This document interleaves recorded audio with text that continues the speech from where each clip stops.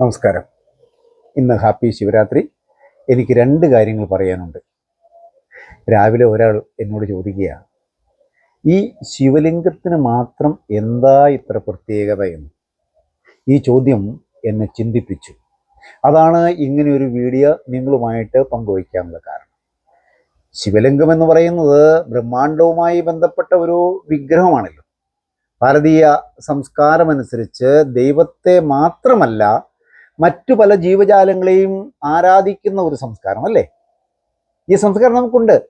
ഈ പ്രപഞ്ചത്തിലെ ഊർജം കുടികൊള്ളുന്നത് അണ്ഡാകൃതിയിലാണ് എന്നതുകൊണ്ടാണല്ലോ ശിവലിംഗം ആരാധനാപാത്രമായത്.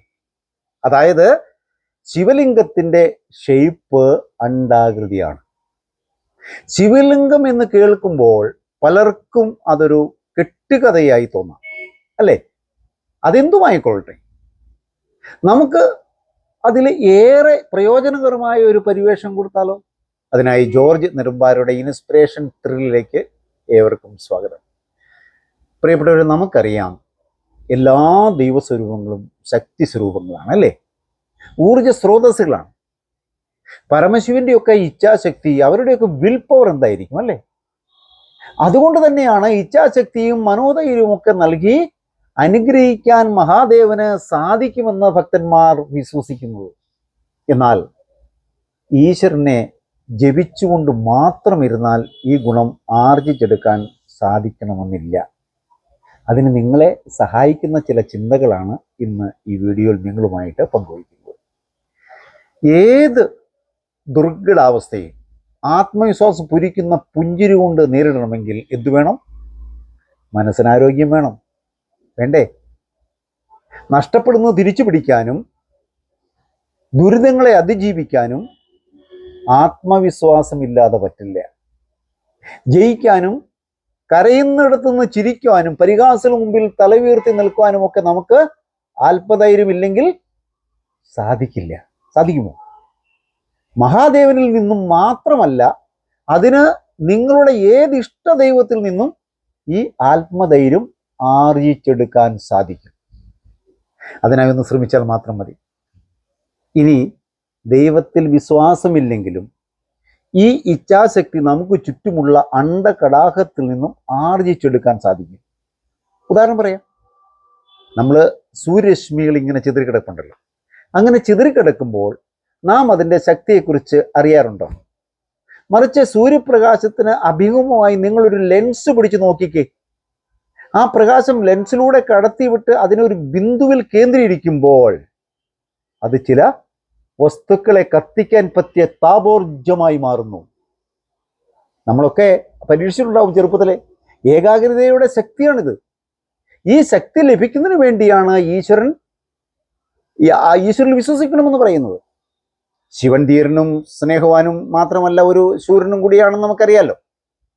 ഏറ്റവും വലിയ ഗുണം ധൈര്യമാണെന്നും ഭീരുത്വം അധമമാണെന്നും മഹാദേവൻ തൻ്റെ പ്രവൃത്തിയിലൂടെ കാണിച്ചു തരുന്നുണ്ട്.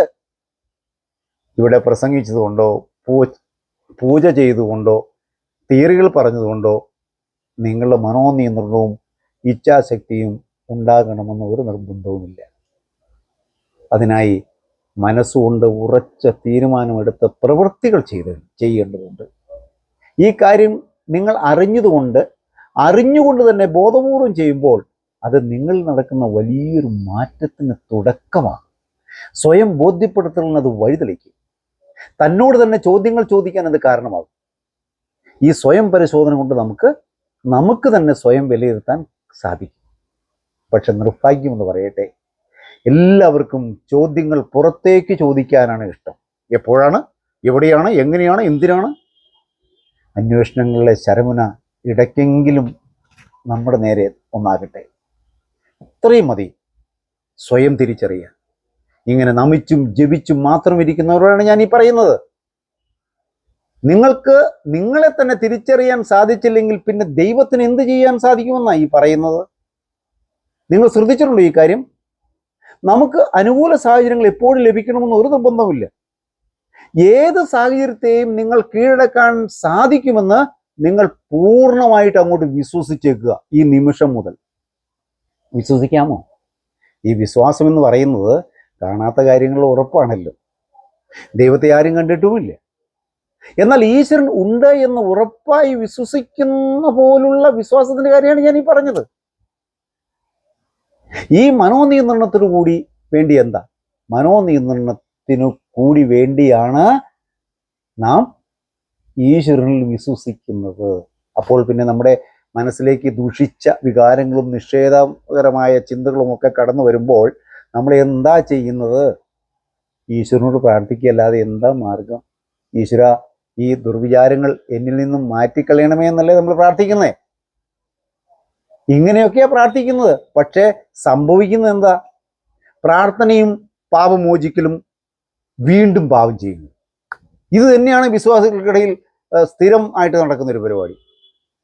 എനിക്ക് സ്വർഗത്തെക്കുറിച്ച് വലിയ പ്രതീക്ഷകളൊന്നുമില്ല, എന്നാൽ നരകത്തെക്കുറിച്ച് വലിയ ഭയമില്ല.